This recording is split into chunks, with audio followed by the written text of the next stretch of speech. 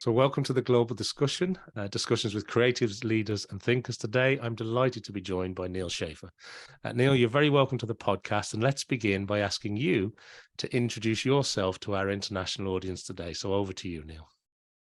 Well, first of all, Simon, uh, thank you for having me on your podcast. It's really an honor to be here, and I'm excited to have our conversation. So, my name is Neal Schaffer.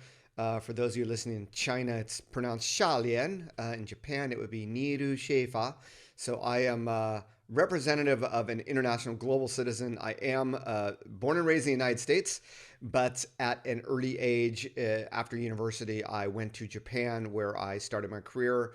And before that, I was actually an Asian studies major in university. So I actually studied Mandarin Chinese, spent some time in Taiwan and Beijing. And 15 years I was in Japan. I also ended up doing a lot of sales and marketing in that area. So whenever there is a podcast about global business and global thought, that's really where I enjoy being. I enjoy international environments, just like before talking about my experiences in Dublin and what have you. So I guess you would call me a marketer. I consider myself a creator. And in fact, we talk about this creator economy. I think I am part of the original creator economy. And I say that because I was a corporate salaried employee in high technology companies, primarily helping them launch and grow their sales in Asia. So my past life was more of a B2B salesperson. I was country manager. I was basically an entrepreneur within a bigger organization, and I really enjoyed wearing many hats.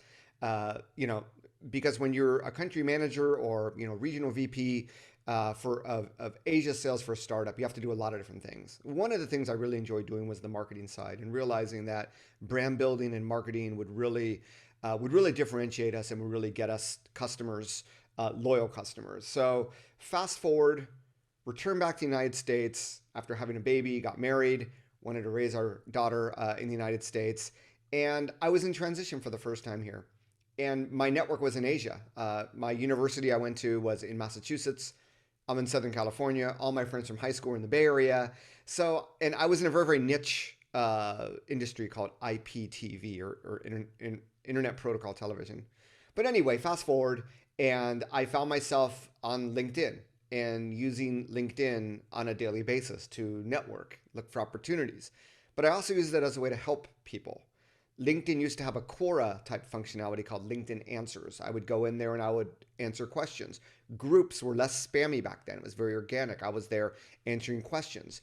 And before I knew it, I found myself to be sort of a local go-to person on everything LinkedIn. So fast forward again, I end up finding my job, which then 3.5 months later, we have the Lehman Brothers crash and they decide to pull out of doing business in Asia.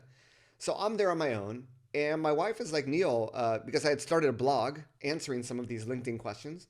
Neal, why don't you write an ebook? Was She said ebooks are very popular in Japan. My wife is Japanese, and that writing that book in 2009 led to my first speaking opportunity, which then became paid speaking opportunities. And then in January 2010, I had four businesses from four very, very distinct industries, but all with one common question, which is how do we leverage social media for our business?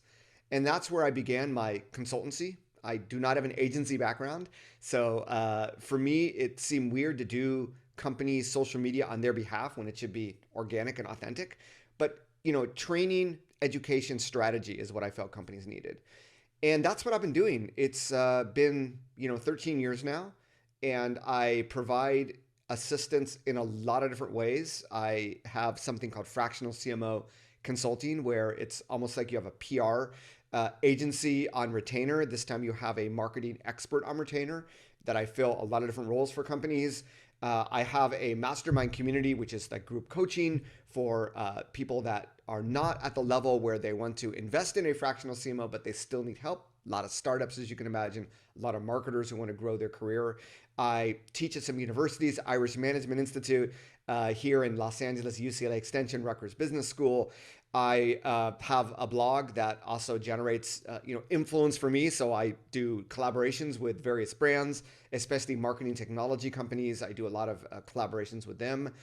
And yeah, I do a lot of speaking as well. So it's turned into from a single corporate salesperson to a creator. And I counted that last year I added an eighth stream of revenue, and this year I'll add a ninth stream of revenue. So it's all about, back in the day, we had this concept of a portfolio career. It's sort of a similar concept of where can your knowledge and experience take you? And it's very, very exciting. I really love not knowing what I'm going to be doing a year from now, what clients I'm going to be working with, where I'm going to be speaking or teaching. And yeah, I'm just here to serve. And when you are solo and you make $5 or $10, that has a lot more meaning to me than getting that paycheck. I feel like I've earned every single penny of it. So that's what makes me tick, what keeps me going. And if you were to ask me what's the short bio, I am a digital slash content slash influencer slash social media marketing author, consultant, speaker, helping businesses, marketers, entrepreneurs, business owners, and other creators. That was a That's long an awful introduction, wasn't it? that's an awful lot, Neil.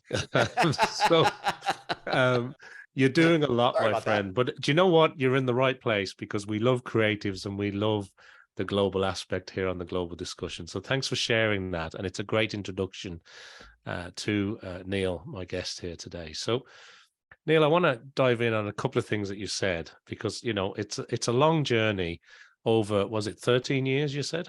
It's been 13 years, correct? 13 years. So from the maybe you should write an ebook comment to now, 13 years later, several books. You're speaking at UCLA. You're speaking at you're teaching at UCLA. You're teaching at Rutgers Business School, and one of the topics that I know you speak about a lot now is social selling, and that's something I wanted to ask you about because in 13 years, the landscape has changed dramatically. So maybe some of the practices and approaches that were applied, whether it's by a CMO, a creative person, or a salesperson 13 years ago, we have different tools, we have different ways of connecting.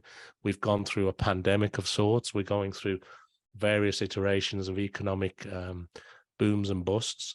So what's your view today compared to when you started? And when I throw the term social selling out, could you maybe unpack that a little bit for us? Yeah, so I wrote my first book in 2009. My background is B2B sales. So LinkedIn was really the only network at the time for professionals.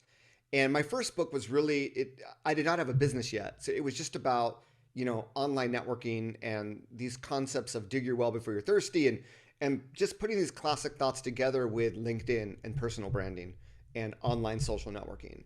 So I launched my business January 2010.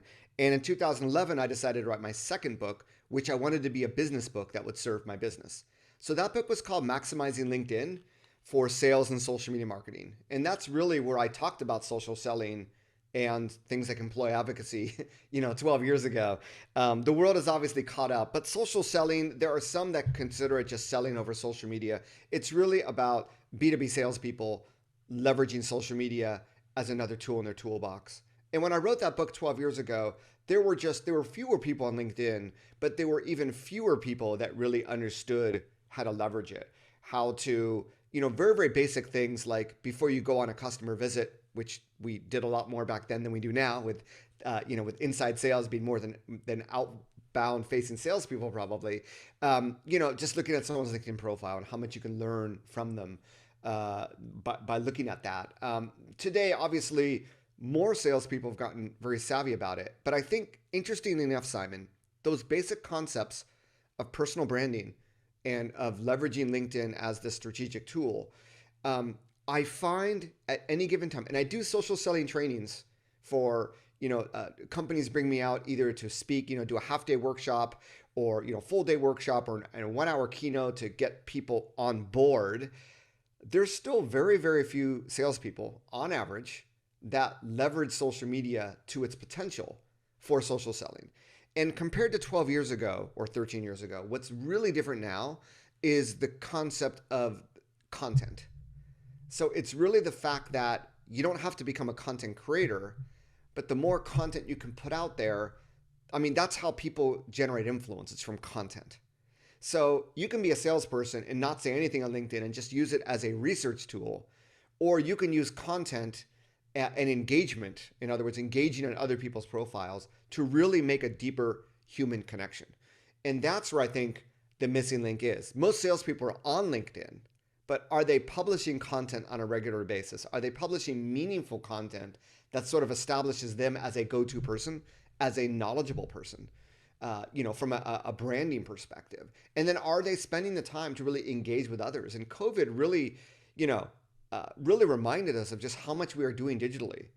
And it's funny. My daughter, who is a senior in high school right now, talks about all these people that want to go to the University of Alabama. Now, the University of Alabama, my city of Irvine has like 250,000 people, which is more than the most populous city in Alabama. And it's very far away. It's a very different culture.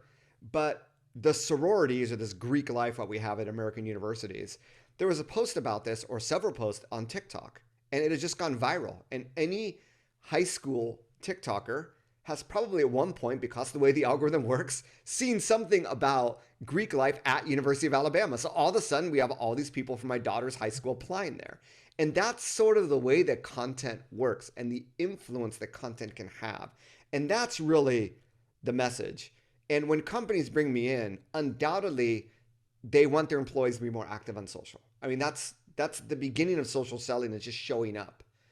And one of my favorite quotes, I don't like the guy who said it, which is Woody Allen. I used to like him before he turned into a creep, but 80% of success is showing up. And that is my absolute, favorite quote. I mean, the other one is the great hockey player Wayne Gretzky: you miss 100% of the shots you don't take. But there's just something about showing up and being there, and being this top 1% of content creators.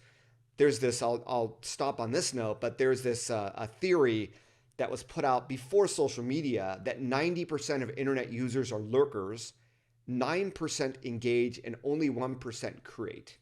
So if we look at a place like LinkedIn, probably 90% of the people are not very active. 9% maybe are there a few times a week, maybe liking some posts, maybe a comment here or there. But the people that are repeatedly publishing content on LinkedIn or on TikTok or on Instagram or even on Facebook is probably only 1% of the entire user base. Maybe for some networks it's a few percent, but just by showing up in that way of publishing content consistently, you show up and there's just a greater chance that someone's going to see your content, whether they're in your network or not. And that's really, in sales, we say it in online marketing as well, but in sales, you need 5, 7, 10, 20 touch points to convert a lead. And social media is a great place to get those touches. So there's still, a lot of work to be done. And every day I find people that are brand new to Facebook ads. It's been around for a decade. Search engine optimization, it's been around for 2 decades, but there's always newbies, right? Maybe some listening to this podcast are, I'm in sales. I haven't been active on LinkedIn. I should get on it. So there's always this whole spectrum of people, but I always feel there's a huge audience that needs a lot of education. And that's really what keeps me going, and obviously what keeps my business going as well. Well, listen, thanks for sharing that insight, Neal. And it makes me think about in life versus digital connections and those touch points that you mentioned, because obviously you're fluent in Japanese, you're fluent in Mandarin, Chinese. You can jump on a plane, you can speak at an event, but then you have this other way of reaching people, which is through these social selling tools. Through that, you mentioned personal branding, you mentioned about being one of those 1% people who produce content that engages on a regular basis. And I wanted to ask you a little bit more about that, Neal, because your book, The Age of Influence, talks a lot about that particular concept. And I'm interested in your thoughts on the importance of personal branding and the importance of engaging content and the importance of influence now, probably more so than ever. And I say that in the context of the rise of AI. So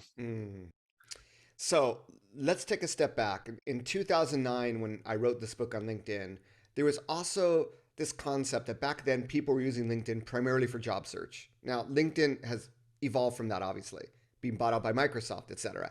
But there's still some people who think that way. But the way I positioned it then is, let's say you make 100,000 euro a year for your salary, and you work, your professional career, maybe 40 years. So let's put a value of 4 million euros. Now, you might make 10 million euros, you might make 3 million, I don't know, over the course of your career. But let's just put a number on that, right? That is sustained by your personal brand. In other words, if you're interviewing for a job and someone has the same skill set, but they perceive your personal brand as offering them more value, of being more attractive to them, they're going to pay a little bit more money for you. It's the same thing with consumer brands.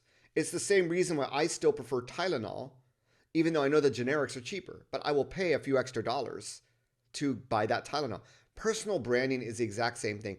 It's the reason why you reached out to me. You've never met me before, but based on my personal branding, you thought that I was one of the types of people that you like to interview. That purely came from my personal brand. So in a digital first world, that personal branding becomes extremely important, primarily for your career, I'd say, for those listening, but also for your business if you are in a role that represents your business. And it's important for your business in a few ways. Obviously, internally, internal politics, internal negotiations, what have you. But I think from a company perspective, especially if you're an executive, you being out there on social media talking about your company sends a powerful message. It sends a powerful message not only to your network, makes it easier to recruit other people, easy to create relationships with other partners or other companies, but it also sends an important message to your employees that this person is also our leaders out there, our bosses out there. Maybe we should take this more seriously.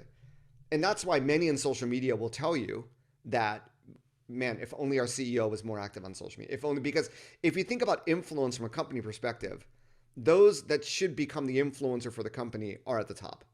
They represent the company. They have the most to gain from the company being more successful, right? And I'd say underneath the CEO, you have the other executive team. So influence and personal branding, with the right personal branding, you build influence. Obviously, it's more than just the branding, but the branding also supports the content, which supports the branding. So there's this interesting relationship between the brand, the content, and influence. And this is something, when I wrote The Age of Influence, it was really to solve a problem, which is that I felt of all the different marketing channels digitally, that influencer marketing was the one that was the least understood, yet potentially the most powerful. But that concept of influence is the same for a personal brand as it is for a corporate brand.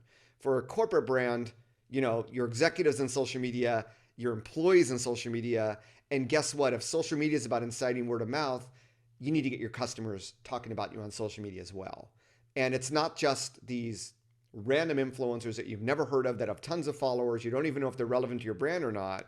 It's what we would call nano influencers, people with 1,000 followers that are already on social media. It's become so prevalent today. I could not have said this 10 years ago, but today every high schooler is almost a nano influencer. They all have like 500 to 1,000 Instagram followers and friends. So this is the day and age that we live in. And that influence part of the equation, I think, is huge. And the thing is that not everybody gets it. It gets back to that 99.1%, right?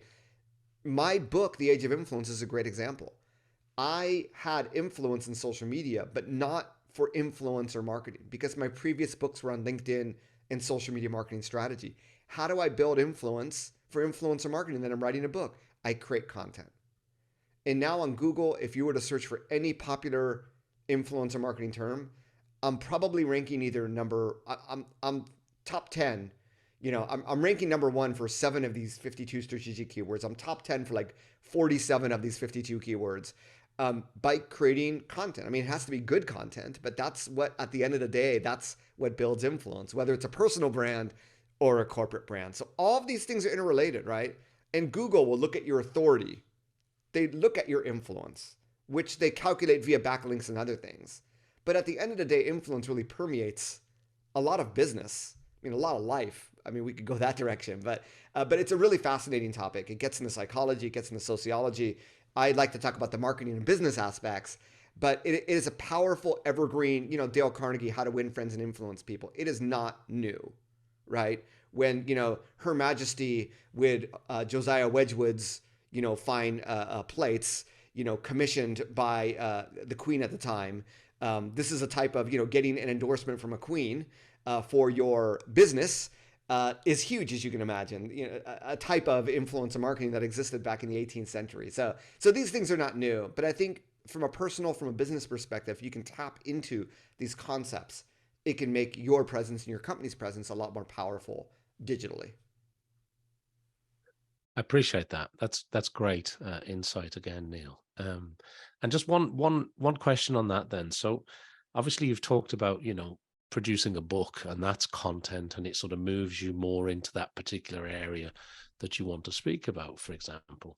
But for a lot of people, producing content can be challenging, but producing it consistently and producing good quality content that has, in a marketing term, cut through, that reaches and engaging with an audience, can be quite difficult for some people, and they sort of maybe start and then it kind of fizzles out. So how important do you think is that consistency? And have you got any tips or advice for people to create that meaningful content that actually does get noticed and picked up, and it's not just content for content's sake?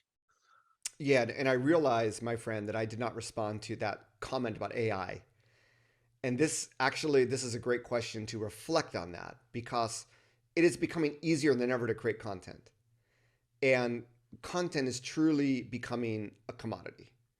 Google is doing the same thing that ChatGPT is doing, but it's giving you a link.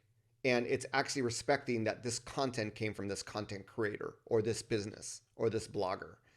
AI will not do that. So that is going to be a very, very interesting issue. I see search engines becoming more like AI, and I see more and more people and businesses just leveraging AI to create more content. So if you thought we were already flooded with content, it's only going to get worse. What cuts through is personal experience and unique insight. And therefore, the people that can become the best content creators are probably the people that are listening to this podcast. It's not that you're a high schooler, you understand TikTok, you look good on video. It's about experience. And it's about, if you were to have a conversation with a potential client, with a colleague, if you went to a session at, the CMO club, a virtual session, and you were in a chat room and you were, expressing opinions on whatever, it's really your thoughts and insights. And it's about putting those on digital paper. So the first thing is, what are you an expert in? What do people come to you for? What are some interesting conversations that you've had that maybe you didn't think were interesting, but other people did? And I think when you become an expert in something, it's sort of a curse, because you forget what it was like before you were an expert. And therefore, things that you think are very common, most people don't know, and you don't realize how compelling that content can be. So I think, from my perspective, if you wanted to say, okay, Neal, I agree, I want to move in that direction, what are the first steps I can take? It's really cataloging your experiences, your conversations. There is a podcaster that I enjoy listening to named Pat Flynn, and he got this idea from someone that he interviewed, but it was this idea of a story bank. So he's a speaker, but he realizes that storytelling, just like on podcasting, is extremely important. So whenever he has a really interesting story, let's say a story he tells at a dinner party, what have you, he'll put it in a database. It could be Notion, it could be whatever app you use. And so he always has these stories he can go back to when he's looking to create a new podcast or when he's looking to speak. So you can be creating something similar. Call it an experience bank. Call it, popular questions you get asked, or just things that inspire you, right? It could be not just proactive, it could be reactive. Like you saw there was an announcement in your industry. Was that a good move? Was that a bad move? Why? Right? So proactive, reactive. But once you start compiling this, I would say if you have 12 ideas, and you were to blog or post, I'm not going to say blog, that's going to scare people. Post on LinkedIn once a week, right? These 12 ideas, that's 3 months worth of content. That is the way to start. In fact, when I do these trainings, these social selling trainings, I say beginner, intermediate, expert. Beginner is post once a month consistently. Intermediate is post once a week consistently. Expert is post, every weekday. So you don't have to post daily. But if you can just put together 10 or 12 ideas and post once a week, consistency, I think that there's a lot of marketers that go overboard on this. You got to be consistent. Algorithms love consistency. At the end of the day, it comes down to your content. If you don't have enough good content to support it, don't worry about consistency. People will still be there.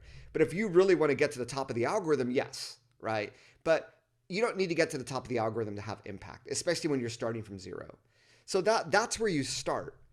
And the beautiful thing is, use LinkedIn status updates as a microblogging platform. You do not need a blog. You can share your thoughts there. Include a selfie photo. These posts actually do really good. And start to express your ideas. It's an iterative process, because once you get it out there, it's going to generate conversations, which might generate more ideas for your next piece of content, which also helps the algorithm identify your fans who are probably going to see your next piece of content, right? So that's the way that I would start. If you're a writer, there's a gentleman in London, I'll give him a shout out, Minter Dial, who also has the Minter Dial podcast. His real name. Do you know him, by the way, by the chance? I do know Minter. Yeah, I've Okay. actually spoke to Minter. He's been on a few roundtable discussions that I've had as well. I know Minter very well. He's an ex L'Oreal executive, but he Yes. does some fascinating work now. Yeah. I thought you might work in similar circles. So I was on his podcast. He was recently on my podcast, and I met him in London. I was in London in early November last year, so I got to meet him in person. We had coffee together, and I forgot if it was 1,000 or 2,000, but every day he writes 1,000 words. I believe 1,000 was the word count. Could have been 2,000, but anyway, he got into this habit, right? Read Atomic Habits, right? These micro habits. And this is why Minter is just a prolific writer. It seems like he comes out with a new book every year now. You don't have to go that far, but you need to make it muscle memory. You need to make it habitual. And once you do, you become a content creator, you start finding inspiration everywhere, right? And then you take notes, and you create that bank of notes that you go back into. Now, at some point, if you really want to leverage this, and it depends on what you do, podcasting is another way to start creating content. If you love to interview people or you love to speak, podcasting is awesome. If you love being on video, obviously the options there's tons of them. If you love photography, you have Instagram. But pick that content medium that you're most passionate about, right? That is the easiest for you to do. Start with that idea of like one a week for 12 weeks. And I think that momentum will carry you into this new journey as a content creator that will help you, more frequently. You may get to a point where it's like, I don't have the time to do it. There's plenty of resources out there that can help you. Now, AI is going to become a default tool for ideation. And I say it this way. If you were going to write something on LinkedIn about whatever topic, you might do some research. If you are going to do research, that research more and more is going to be done over AI. Because instead of you Googling and clicking open 10 or 20 different results looking for an answer, the AI will find you the answers. I'm not saying you're going to copy and paste that, but in terms of ideation, in terms of, Adobe is even getting in the AI game. They're creating a product called Adobe Sensei. Sensei, Japanese word for teacher. But they said AI is your co-pilot, right? So AI is fantastic for data analysis, to uncover trends and data that can really empower your business. That is one use case scenario. But the other really powerful use case scenario definitely is that ideation. And it will spark new ideas, or it will confirm what you're talking about is in the mainstream thought. So those are my thoughts of AI. I know that there are some, if you have mundane things like ad copy and you need to create 10 different variations of a 50-word ad copy, AI tools are great for that. For very, very mundane things, I see realtors, they need to fill out listings and they're just using AI to do that. There are other use case scenarios for content creation for very, very short form content. But AI is really going to, I see it as, we had the internet, we had search engines, we had Google, we have sites like Wikipedia. AI is just going to make all this information learning. It's just going to make it more convenient. But the one thing I want to end there with, Simon, about AI is limited to what's out there on the internet. Before COVID, you would not have been able to use AI to find content about COVID. So if you're a true thought leader, if you're truly ahead of the game, ahead of the curve, AI may not help you as much because the content's not there. And I think at the end of the day, it does come down to human ideas, human innovation. That's what AI thrives on. And the people that are programming the AI are human beings as well, right? It's not learning. I mean, it is learning on its own, but it's learning based on algorithms that humans created. So at the end of the day, it's run by humans, and we should better understand AI. And my message, and I just came out, well, my podcast episode drops tomorrow, but my message is learn AI, experiment with it, understand its potential and how your business can use it and how you can use it. And that is something I'm telling everyone. ChatGPT is still free. I use a paid tool called Jasper.ai that also feeds into ChatGPT as well as some other algorithms. Definitely everybody listening to this, go to ChatGPT, experiment, understand what the buzz is about, and see how you might or might not be able to use it for your business or your personal life. Great insights and some great advice there. So thank you, Neal. Absolutely. So, look, I want to change gears a little bit now. We've sort of solved the world when it comes to AI, and we've solved the world when it comes to content and influencing. But I want to ask you a few questions about Neal Schaffer. I want to ask you a little bit about your own learning styles. I want to ask you a little bit about how you onboard information. Are you a visual learner? Do you like to pick up a book? Do you listen to audio books? Do you read for pleasure? How does that work for you? So I am what you would call, and other people have coined this recently, a just-in-time learner. When I have a need to learn something, I go really, really deep into it. And what I would normally do is, I know what I want to learn. I immediately start Googling, and I will immediately try to find some definitive content. I'm not necessarily trusting the Google search results. I'm maybe opening up the top 20 tabs, and I'm looking for a few that seem insightful and that seem deep. And I am literally, you're going to laugh, but I am literally printing out the blog posts. Two-sided. And so, in fact, I kid you not. These are my notes about course creation. I'm about to create my first evergreen, for sale course. And I want to make sure that it encompasses best practices, which are out there on the internet, right? So, and this is I will literally go through one by one, and I have Notion open, and I'm literally writing my own book on all this that I'm learning, right? I'm putting all these notes in place in my Notion so that I can follow up with them at another time.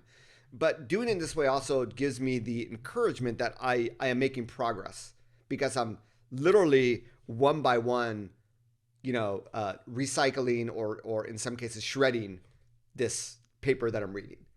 So that is my own unique style. And for instance, when I was writing The Age of Influence, I wanted to research what else was out there. I was doing the same thing. Any article that I thought I might be able to refer to, especially articles that had data or case studies, it was the same process. And I mean, my wife was sort of freaking out because the influencer marketing stack was getting pretty tall. I only do this like once a year, right? When I have something intense that I want to go on. But since you asked, I am working very, very early on my 5th book. I'm in the process of writing a book proposal as we speak. And it's going to be a similar process. It might be a stack per chapter, but understanding what is out there, because at the end of the day, what is out there on the internet, anybody can do a search for that. That is common knowledge. You need to go above and beyond that or utilize it in a unique way to provide unique insights. So in some ways, that actually provides me a starting line that says, okay, if you're just going to write about what's already out there, why bother, right? So it's what, it's sort of the ultimate judge as to, if you know all this information, then you have basic expertise. If you don't have basic expertise. So yeah, I'm a huge internet user. I'm a power printer. And that is how I consume. This year, I am trying to change things. I am trying to challenge myself to read a book every week. I'm currently on book number 3, so I'm a week behind or 2 weeks behind. But I do want to tap into, in parallel, the other knowledge that's out there. And the third way is I am an avid podcast listener. I have 7 to 10 podcasts I listen to every week. And it's brain food, and I absorb those learnings. And while I'm in the car, they mention an idea or a name of a company or a tool or another book, and I'll open up a Chrome tab and I'll just type in the keywords that I remember and go back to it. So I have like 100, tabs open in my iPhone Chrome. So it's a culmination of these things of note taking, of research, and then a paper centric way combined with Notion. I'm about to actually start using ClickUp. We'll see how that goes, but yeah, that's basically how I operate. Listen, thank you for sharing the process and the workflow to some degree there. So a prolific printer and a just-in-time learner, but that's kind of morphed into going through them, underlining them, thousands of Google Chrome tabs, and one heck of a Notion account by the sound of it. So it's great. It's fascinating to see how people do that. But the thing that comes back to me is you've got to put in the work.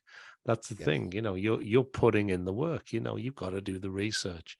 But the tools certainly help, no doubt. And you've got a workflow set up there for sure, Neil. I Um, do my best as an entrepreneur to leverage both technology and people. So, for instance, I'm new to ClickUp, and I know, especially in content management, it's become very prevalent. Now, I could watch a bunch of YouTube videos, try to figure it out myself because it is, I'm not a master in business operations. Or I can go to Upwork, find people that are certified ClickUp experts that have worked with tens of companies and hire them for a fraction of what I charge and literally have them teach me how to use it, right? So I had a client who wanted reports in Google Data Studio. I was new to it, so I hired someone to train me how to use it. It's knowing when and how to best leverage resources around you, whether it's research in the internet or people that have been there, done that. Um, that to me has really helped me acquire new knowledge and new experiences and be able to scale through the help of others. That's a great example of real world, just reaching out to people who have expertise and getting them to help share that expertise. And of course, they're paid for that. But for things like Upwork or other platforms like that, yeah, I mean that's a great example, which is probably a nice alternative. I must do a little bit more of that to just looking through the how-to videos on YouTube. It sounds like a real meaningful way where you're actually doing something in real time with an expert. I think that's a very, very smart advice. There are some cases where a YouTube video is sufficient, but for something like, creating standard operating procedures and workflow and automations, I think, ClickUp represents this type of technology that is way above and beyond. Unless you're already a user and you want to know specifically, how to integrate Zapier with ClickUp, then YouTube is great. But there's some things where you need to go above and beyond what's already out there. And that's where I think you need to hire someone. I have a similar issue with a client with Amazon issues, e-commerce. Same thing. There are people out there that are on the phone every day with Amazon that have dealt with brand registry issues and product listings that weren't approved. So why not tap into that instead of wasting time on the internet trying to find the answer? 100%. Couldn't agree more. The other thing I wanted to ask you was throughout your journey, whether it's the 13-year journey from ebook to where you are now, or whether it's prior to that, could be back as far as your childhood. You must have met people along the way that you admire, that have inspired you, or maybe it's a particular character trait that you like in certain people. But when I ask you that question, what springs to mind for you, Neil? Well, there's a gentleman I worked for one of the companies in Japan, was an American company, Silicon Valley based company. And we had a VP biz dev who I admired. And at a quarterly, global corporate meeting at their headquarters, he said something which was very simple yet very profound that sticks with me almost on a daily basis. It comes to mind, which is part of strategy is deciding what not to do. So we all focus on things we need to do. What are the things we don't need to do? And when time is money, especially if you're, a content creator entrepreneur, deciding what not to do will decide whether you're successful or not, right?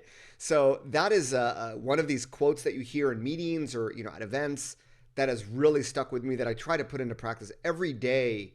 I'm trying to find things to cut out, right? Of trying to just stay as extremely strategic and focused as I can, and that has really helped me. I'd say Seth Godin is another just amazing thinker. I've seen him speak once live here in Orange County, California, several moons ago. And yeah, just, that sort of thought process, especially when you calculate when he wrote, how early he was in discovering these things that we are still trying to understand today, is really amazing. That is true thought leadership. We talk about thought leadership with with blogs and podcasts and social media, but truly, Seth is at a completely other level. And obviously, if you haven't read one of his books, I assume everyone listening has, but in the rare case you haven't, you should definitely pick one up. But, I'm often also just inspired by the everyday podcasts I listen to, the everyday blog posts that I find on, Googling. I'm probably someone that just gets inspired very easily, but maybe it's because I am also a blogger and content creator that I have a lot of respect for others that are putting their ideas out there. So yeah, there's not like one person other than Seth Godin that I would really say this person, but there's lots of other people that have inspired me in many ways through my life. Well, look, I would Hey, echo the Simon, Seth. I'm Go gonna ahead. add one more. Sorry. Yeah, Earlier, this is before like marketing, so this is a relevant one. yeah. Before my professional career started, I actually started in accounting. And my father was an entrepreneur, had a successful business. And I'll never forget a few days before leaving for Japan to start in the finance department of a semiconductor manufacturer, which I later moved into sales and marketing. Um, Meeting my father's company CPA, who is still alive today, and at a golden age. And he said, Neal, it's two things. Neal, do you enjoy numbers? And I said yes. He goes, okay, that's going to be finance, going to be good for you. And then meeting him again after I launched my own business in 2010, says, Neal, do you have any employees? I said, no, I'm a solopreneur. And I was still trying to figure out what I was going to do. He goes, your father grew his business because he hired people. If you want to grow your business, you need to hire people. And that is also one of these reasons why I go back to hiring people on Upwork, is this notion that if you can't scale, consultancies can't scale unless you hire other consultants, right? I try to scale in different ways by these multiple revenue streams, increasing my price, what have you. But that notion that you can't really grow unless you hire people, I think is very true. Now, if you're a SaaS business, you can grow by, getting more customers and having them stay around longer. But it's still this thing that you need other resources to scale.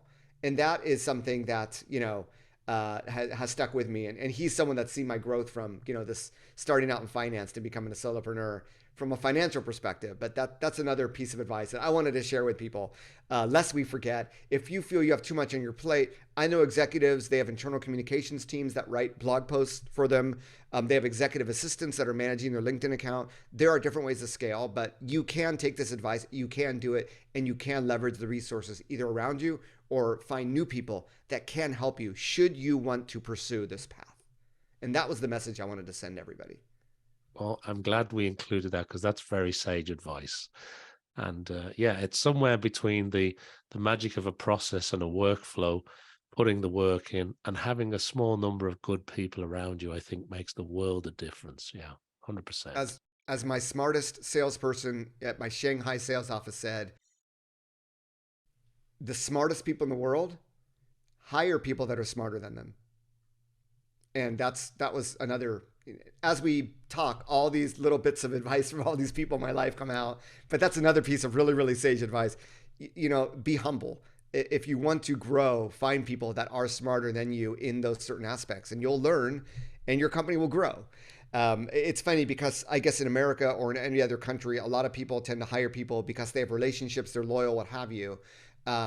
If they're true experts, that's great. But if they're not, as a CEO looking down on that, you might be missing out on growth because you don't have that expertise in house. So, yeah, I worked with a few great CEOs over the years, and that reminds me of a sign outside one of the CEO's offices, which was very similar to what your friend was saying. Is have the wisdom to pick the right person in the first place, and then have the courage to get out of the way and let them do their thing. Which is amen. about hiring people with different skill sets or complementary skill sets or better skill sets than what you bring to the table. So couldn't agree more. Yeah, and what? One last thing. I know we're probably going over time here, but just I'm creating this course, right? So I'm on Upwork and I am interviewing people that can help me create the course. But as I interview people, I find that everybody has unique skill sets. I can build a team of 5 people that are all really good at specific skill sets that I need and create world-class product. And I would not have known that if I hadn't engaged with people in the first place on Upwork, understood what their experiences and skill sets were. So even as just a fact finding mission to understand how are other businesses using ClickUp, I'm going to do the same thing. I'm going to learn a ton more than I could reading a bunch of blogs from real life experiences.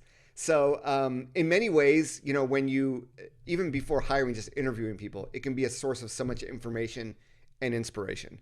And you may not even need to hire someone, but if you're ever wondering about how do we leverage AI, well, talk to people that are already leveraging it. If they aren't in your network, go out there, put up a job listing, talk to people that are helping businesses like you do it, and you're going to learn a ton. And you might end up hiring them, you might not, but it will be a really, really good learning experience.